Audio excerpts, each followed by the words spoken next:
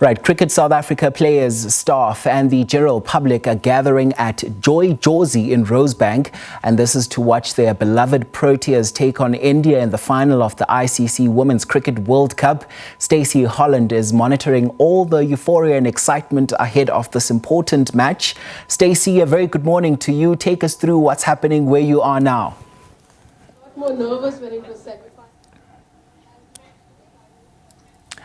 Okay, it seems like we don't have Stacey there on that line, but we'll endeavor to re-establish that connection and take you to Stacey there, who's out in Rosebank for us, monitoring all the excitement there ahead of that very important game. And I'm told now she's back on the line. So Stacey, talk to us about what you're seeing, what you're hearing. I know fans are excited ahead of this clash.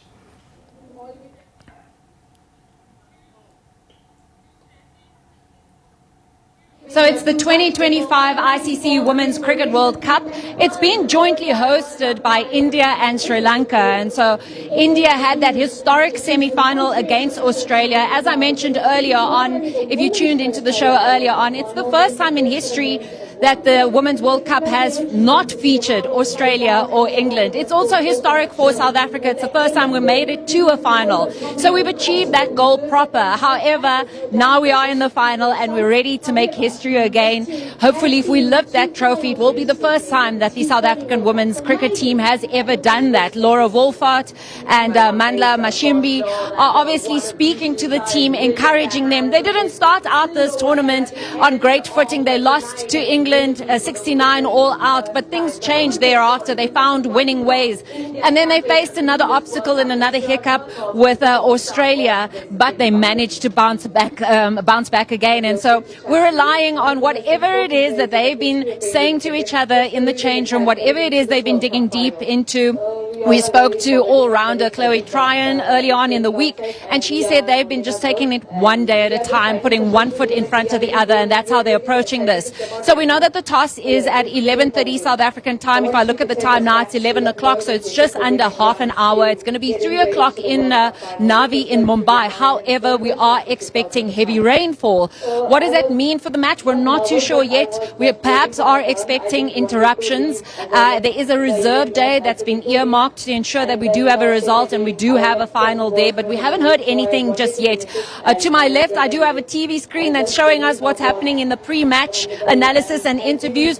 But before we get into the heavy stats, it's all about the atmosphere here. As I mentioned, we're in Rosebank at a place called Joy-Jozi, and I have Katlego with me. He just brought his family out. In fact, he's not even with a group of South Africans, and now we're talking about cricket. There is a nice atmosphere, there is a nice energy around what the women have done.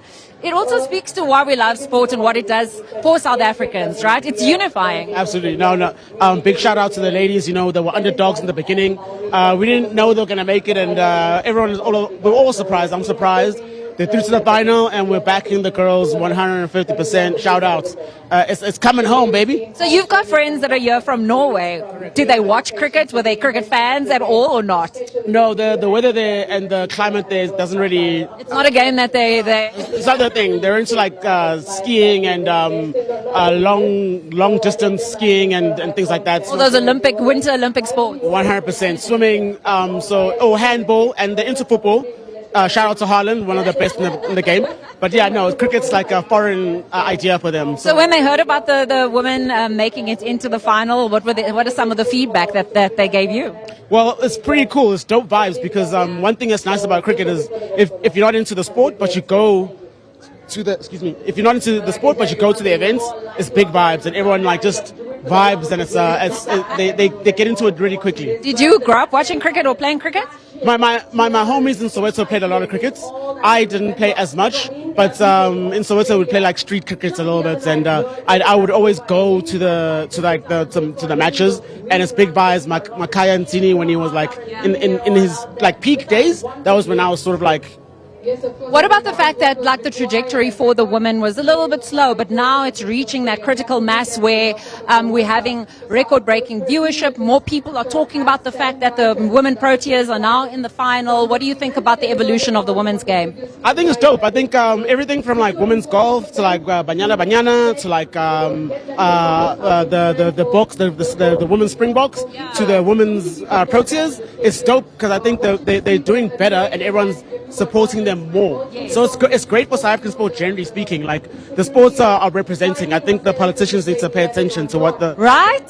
So I brought in another fan, Cameron. He loves cricket. We were just talking, I was speaking to Katlego, you can come in the middle, that it's so cool to see the evolution of women's sports, generally speaking. The Springbok women, you know, now the women making it into the final of the ICC Women's World Cup in cricket. What have you made of that growth? Yeah, look, I think it's quite good to see our ladies representing us in a cricket nation. It's very, hopefully we can win our first World Cup in cricket for South Africa. And yeah, the ladies should bring it home for us. Have you been watching, or has it been something that's been like in the periphery?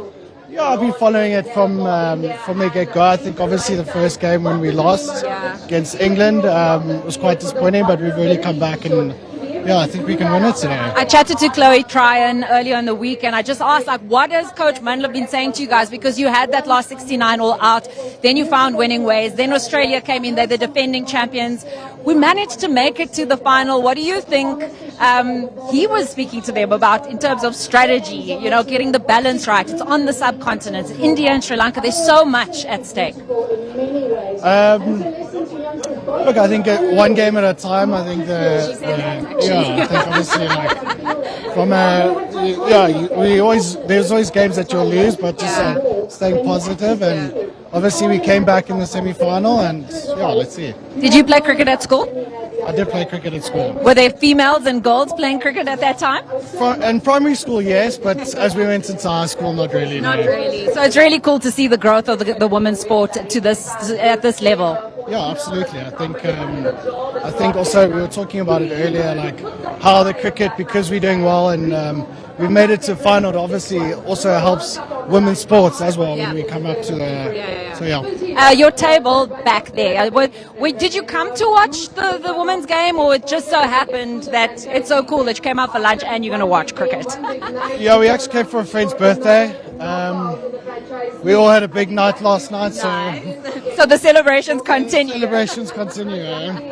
Well, Cameron, thanks for chatting to us. You're such a star. There you have it. People are excited about the fact that we find the Proteas women in the final for the very first time of the ICC Women's Cricket World Cup 2025.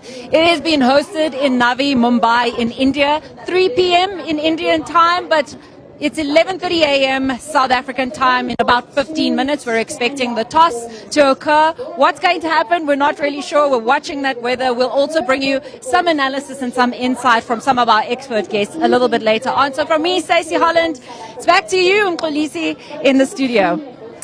Certainly there. Thank you so much, Stacey. And of course, the countdown continues to that very important moment. Stacey Holland capturing all the fan excitement there in Rosebank for us. Thanks so much indeed.